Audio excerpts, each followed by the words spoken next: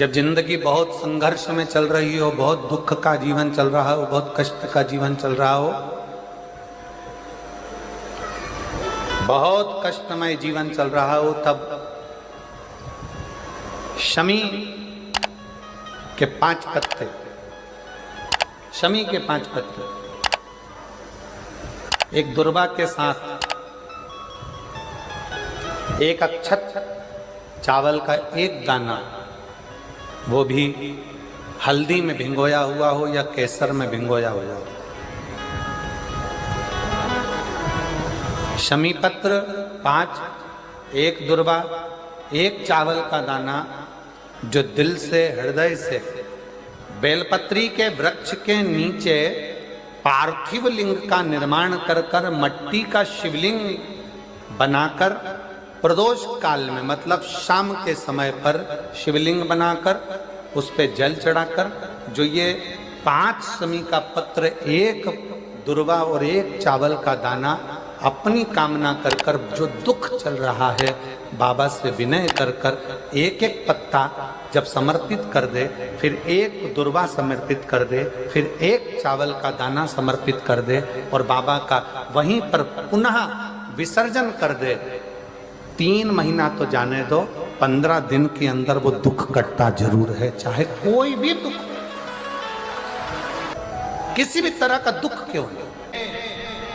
एक बेलपत्र के वृक्ष की परिक्रमा करने वाले को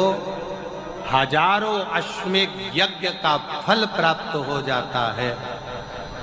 हजारों अश्वमेध यज्ञ का फल प्राप्त हो जाता है। उसी तरह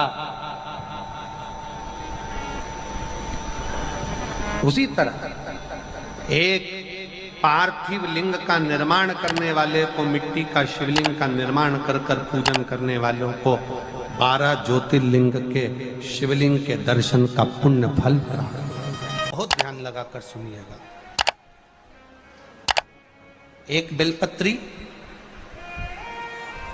और उस बेलपत्री में एक चंदन की बिंदी और एक अक्षत का दाना मात्र रखकर भी अगर शिवालय पर चढ़ा दी जाती है, एक बेलपत्री, एक चंदन का बिंदी, और चंदन फिर निवेदन करेंगे। आज के जमाने में तुम लोग सब घिसा घिसाया, पड़ा पड़ाया, डब्बी का सामान ले लेकर, वो नहीं, चंदन की एक मुठिया रखो, थोड़ा सा भी घिसो, जरा सा भी घिसो, उसकी एक बिंदी और एक चावल का दाना, जब हम भगवान देवाधिदेव महादेव को समर्पित करते हैं, अपनी कामना कर कर समर्पित करते हैं, तो निश्चितता है, महापुराण की कथा कहती है, शंकर भगवान उसका फल शीघ्र प्रदान कर देते हैं। भले आपने कुछ करा ना करा, उसका फल तुम्हें मिल जाता। में जाना, लोटा भरकर जल समर्पित करना, और कभी तुम्हारे जीवन में अगर तुमको लग रहा है कि मैं दुखों से पीछा छूट ही नहीं रहा, तब उस जगह पर बेलपत्री के मध्य भाग में पीला चंदन, ये जो पत्ती है और ये 2 पत्ती हैं, ये बड़ी पत्ती और ये बीच की जो 2 पत्ती हैं, इसके बीच में जो डंडी का भाग रहता है, जो बीच में डंडी का जो भाग है, बड़ी पत्ती और ये 2 छोटी पत्ती के मध्य में जो डंडी का भाग है, उस डंडी के भाग में पीला चंदन और एक अक्षत पीला, शंकर भगवान को आप अगर प्रदोष काल में समर्पित कर रहे हैं, तो ये निश्चित है कि धीरे धीरे कर कर वो दुख समाप्त होगा, वो दुख कटेगा ही। प्रकट वर्णन किया गया शंकर भगवान की आराधना में, शिव की आराधना में, जब तुम्हें लगता है कि तुम्हारा व्यापार नहीं चल रहा, कोई तुम्हें धोखा दे रहा है, लक्ष्मी नहीं आ रही, बहुत चिंता में पड़े हुए हो, बहुत टेंशन में जिंदगी चल रही है, बहुत बीमारियां तुमको घेर ली है और चारों तरफ अंधेरा ही अंधेरा नजर आ रहा है, तुमने विचार करा अब मैं तो मर जाऊं तो अच्छा, मैं सुसाइड कर लूं तो अच्छा, मैं मर जाऊं तो अच्छा, तो मरने से पहले एक काम कर कर देखना, शंकर भगवान की आराधना कर कर देखना, शिव पर एक लोटा जल चढ़ा कर देखना, और ज्यादा चिंता, ज्यादा टेंशन हो तो बेलपत्री के जड़ को घिसकर उसका चंदन बनाकर शंकर को लेपन कर कर उसकी भी आराधना कर कर देखना कि बेल चंदन का फल क्या है। बेलपत्र, एक बेल, ये कोई साधारण नहीं, एक बेलपत्र एक बेल, ये कोई साधारण नहीं, एक बेल। इसकी नीचे की डंडी से लेकर ये दो पत्तियां जहां लगी हैं और दो पत्ती से लेकर ये बीच की जो पत्ती है उसमें जो गैप है, उसमें जो जगह है, दिख रही है आपको? ये दो पत्ती से लेकर बीच की पत्ती के बीच में जो जगह खाली रहती है, 33 कोटि देवी देवताओं विराजमान रहते हैं इस बीच की जगह में। जब शिव जी को चढ़ाया जाता है तब इस पत्ती के बीच की जगह शंकर के शिवलिंग पर रखा जाता है, तो शिव जी इतने प्रसन्न होते हैं कि मेरी स्तुति करने के लिए ये भक्त 33 कोटि देवताओं को लेकर आया है, मेरी स्तुति करने के लिए। लोग चावल लाए, लोग अंबारियां लाए, धन लाए, दौलत लाए, संपदा लाए, पर एक शंकर का भक्त ऐसा होता है जो एक बेलपत्री के रूप में 33 कोटि देवताओं को, 64 योगिनियों को, आदि शक्तियों को शंकर को समर्पित करता है। कितना सुंदर संवाद है, कितना सुंदर बात कही कि भूल से भी, भूल से भी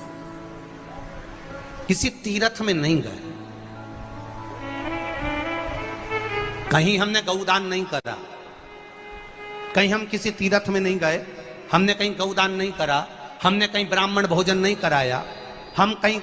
गंगा यमुना कावेरी सरस्वती नर्मदा छिपरा पुण्यवान नदी में हम स्नान नहीं कर पाए। शिव महापुराण की कथा कहती है भूलवश भी अगर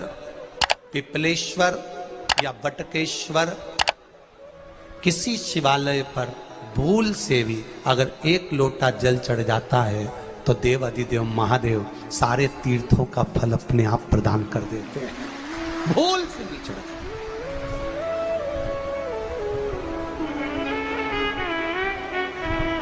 एकांतेश्वर महादेव किसी तीर्थ में नहीं गए, कहीं हमने गौदान नहीं करा, कहीं हम किसी तीर्थ में नहीं गए, हमने कहीं गौदान नहीं करा, हमने कहीं ब्राह्मण भोजन नहीं कराया, हम कहीं गंगा यमुना कावेरी सरस्वती नर्मदा छिपरा पुण्यवान नदी में हम स्नान नहीं कर पाए। शिव महापुराण की कथा कहती है भूलवश भी अगर पिपलेश्वर या बटकेश्वर किसी शिवालय पर भूल से भी अगर एक लोटा जल चढ़ जाता है तो देव अधिदेव महादेव सारे तीर्थों का फल अपने आप प्रदान कर देते हैं। भूल से भी चढ़ जाए।